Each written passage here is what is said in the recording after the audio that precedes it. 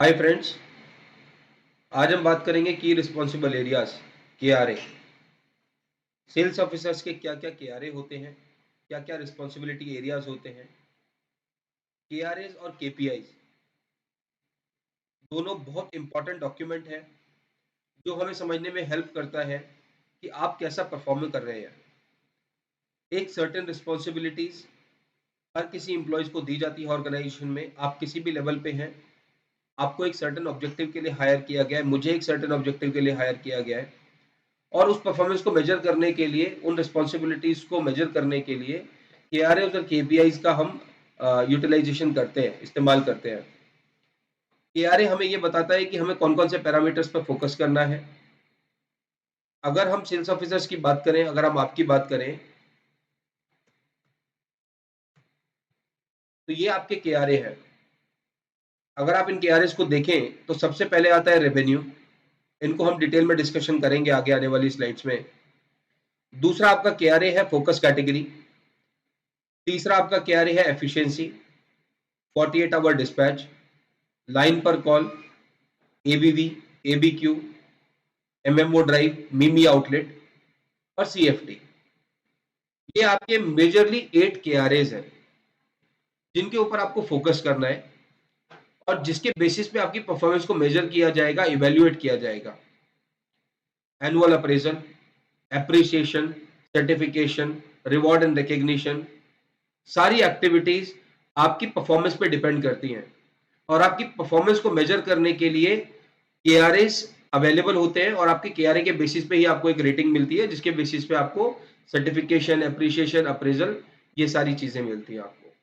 एक एक पैरामीटर को, एक एक KRA को डिटेल में समझते हैं। अगर आप ये डॉक्यूमेंट देख पा रहे हैं तो सबसे पहले फाइनेंशियल KPIs, उसका ऑब्जेक्टिव क्या है? रेवेन्यू जनरेट करना। और इसके अंदर आपके दो KRAs हैं। एक है आपका रेवेन्यू, रेवेन्यू टारगेट, और रेवेन्यू टारगेट की वेटेज है 25%। हर एक KRA की, KPI की एक वेटेज होती है और जो टोटल वेटेज होती है वो होती है 100%। 100% में से 25% आपका सेकेंडरी टारगेट अचीवमेंट। अगर आपको दिया गया सेकेंडरी टारगेट आप अचीव करते हैं तो आपको 25% का वेटेज मिलेगा KRA में। दूसरा आपका KRA है फोकस ब्रांड, फोकस कैटेगरीज। आपको कुछ फोकस कैटेगरीज दी हुई हैं, आपको फोकस कैटेगरी में प्लेसमेंट करना होता है, प्लस आपको उनको क्वांटिटी अचीव करना होता है। तो आपको जो टारगेट दिया गया है, अगर वो टारगेट आप अचीव करते हैं तो आपको वेटेज मिलेगा 15% का। 15% is the weightage on focus category. उसके बाद अगर हम बात करें एफिशिएंसी की, एफिशिएंसी होता है आपका यूनिक बिल्ड आउटलेट। अगर आप GT के सेल्स ऑफिसर हैं तो आपके पास 300 आउटलेट होने चाहिए। अगर आप BT के सेल्स ऑफिसर हैं तो आपके पास 144 आउटलेट होने चाहिए। और अगर आप GT-BT सेल्स ऑफिसर हैं तो आपके पास 216 आउटलेट होने चाहिए। एफिशिएंसी बताता है कि आपने अपने कस्टमर बेस का कितने परसेंट कस्टमर्स को बिल किया है। यूनिक आउटलेट बिल मतलब 300 में से कितने आउटलेट को बिलिंग हुआ ये महीने। एफिशिएंसी दो तरह से कैलकुलेट होती है, एक होती है मंथली एफिशिएंसी और एक होती है 60 डेज इको। इको का मतलब होता है इफेक्टिव कवरेज आउटलेट। हम इसे एफिशिएंसी भी बोलते हैं, इको भी बोलते हैं। हम एफिशिएंसी को मंथली बेसिस पे भी देखते हैं और ये भी देखते हैं कि ऐसे कितने आउटलेट हैं जो कम से कम 2 महीने में आपसे एक बार माल लेते हैं। अगर आप टारगेट की बात करें तो टारगेट है फॉर GT सेल्स ऑफिसर 50%। आपका मंथली एफिशिएंसी टारगेट है 50%। मतलब कि हर महीने आपको 150 कस्टमर्स को बिलिंग करनी है। और अगर मैं 60 डेज इको की बात करूं तो आपका टारगेट है 80%। 80% ऑफ 300 मतलब 240 कस्टमर। आपके पास ऐसे 240 कस्टमर होने चाहिए जो कम से कम महीने में एक बार आपसे माल जरूर लें। इसी तरह से GT-BT का मंथली एफिशिएंसी टारगेट है 60% और 60 डेज इको टारगेट है 80%। 216 कस्टमर का 60% कस्टमर आपका हर महीने बिल होना चाहिए और 216 कस्टमर का 80% कस्टमर आपका कम से कम 2 महीने में एक बार बिल होना चाहिए। अगर मैं BT की बात करूं तो आपका एफिशिएंसी टारगेट है 70%। हर महीने 70% कस्टमर आपके बिल होने चाहिए। और 60 डेज इको टारगेट है आपका 90%। 90% कस्टमर आपके 2 महीने में एक बार कम से कम बिल होने चाहिए। इसमें एक बात आपको ध्यान रखनी है कि जीटी में हम सिर्फ उन्हीं एफिशिएंसीज को काउंट करेंगे, उन्हीं आउटलेट्स को काउंट करेंगे जिनका ऑर्डर वैल्यू 2000 से ज्यादा है। अगर पूरे महीने में आपने 100 कस्टमर्स को बिल किया, लेकिन उसमें से 70 कस्टमर ऐसे थे जिन्होंने 2000 रुपए से ऊपर का ऑर्डर दिया, तो हम सिर्फ उसी को अचीवमेंट में कंसीडर करेंगे। और बीटी के केस में मिनिमम ऑर्डर वैल्यू 3000 होनी चाहिए। ये आपका एफिशिएंसी का टारगेट है और इसकी वेटेज है 10%। सेकेंडरी टारगेट की वेटेज, सेकेंडरी रेवेन्यू की वेटेज आपकी 25%, फोकस कैटेगरी 15% और एफिशिएंसी आपका 10%। अब बात करते हैं डिस्पैच की। Fourth KRA is 48 hour dispatch. ये डिस्पैच आपको अपडेट करनी है बिजॉम में। जो भी आप कस्टमर से ऑर्डर ले रहे हैं विद इन 48 आवर्स डिस्ट्रीब्यूटर को उसको डिस्पैच करना है और आपको वो बाइजोम में अपडेट करना है। 90% order should update in Bizom within 48 hours और इसका वेटेज है 10%।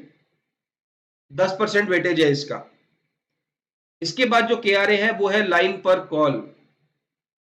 लाइन पर कॉल का मतलब है ऑन एन एवरेज एक बिल में, एक ऑर्डर में आप कितनी लाइन बेच रहे हैं।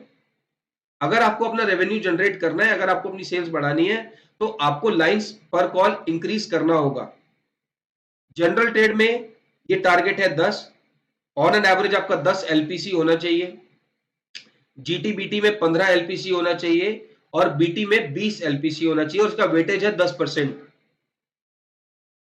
अगर मैं एबीक्यू और एबीवी की बात करूं, ABQ stands for average bill quantity और ABV stands for average bill value.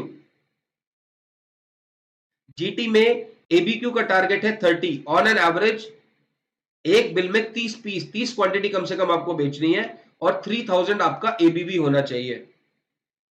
जीटीबीटी में 40 एबीक्यू और 4000 एबीवी होना चाहिए। बीटी में 50 एबीक्यू और 5000 एबीवी होना चाहिए और इसकी वेटेज है 10%। अब एक बहुत इंपॉर्टेंट KRA आपका MMO। MMO स्टैंड्स फॉर मीमी आउटलेट।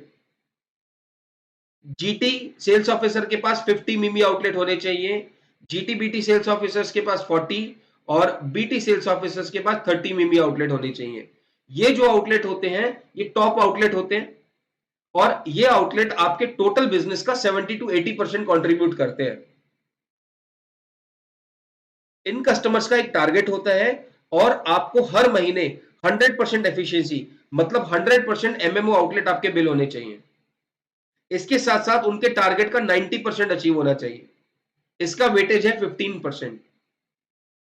लास्ट KRA है आपका CFT, customer facing time. Customer facing time का आपका टारगेट है 3 आवर 30 मिनट, 3.5 घंटे। आप ऑन एन एवरेज एक कस्टमर पे कितना टाइम स्पेंड कर रहे हैं, इससे पता चलता है आपका CFT। आपका 80% कॉल कम से कम 3 मिनट से ज्यादा होना चाहिए।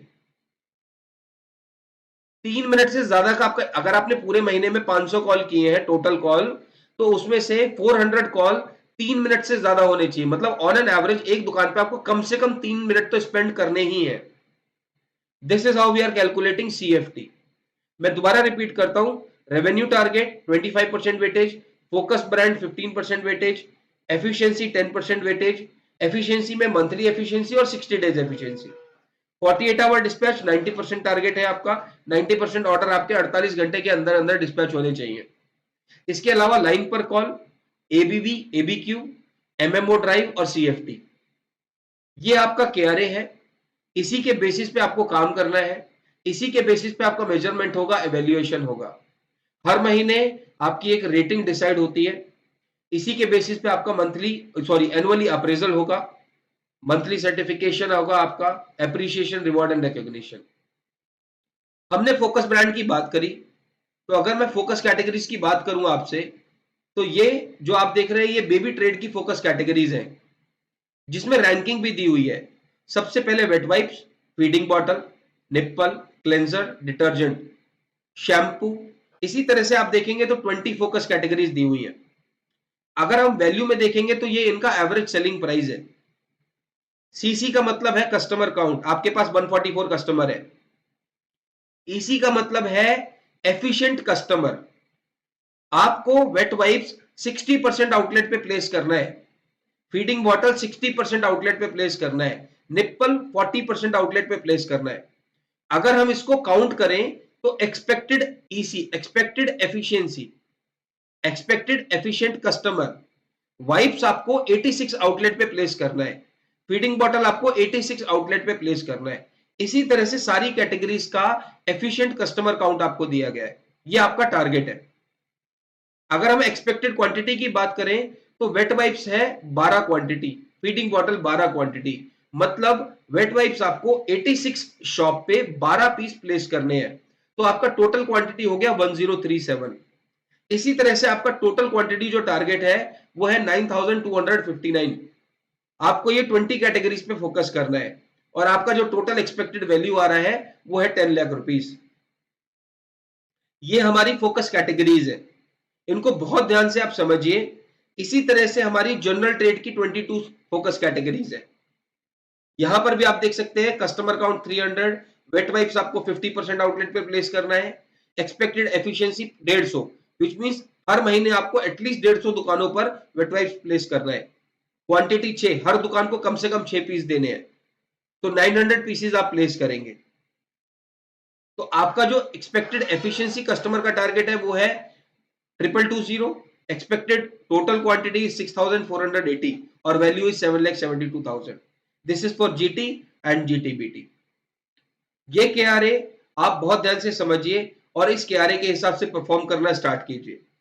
आपकी रेटिंग हर महीने ट्रेनर्स आपके साथ शेयर करते हैं, आपके एसएम्स आपके साथ शेयर करते हैं, ठीक है। Thank you, thanks a lot, thank you.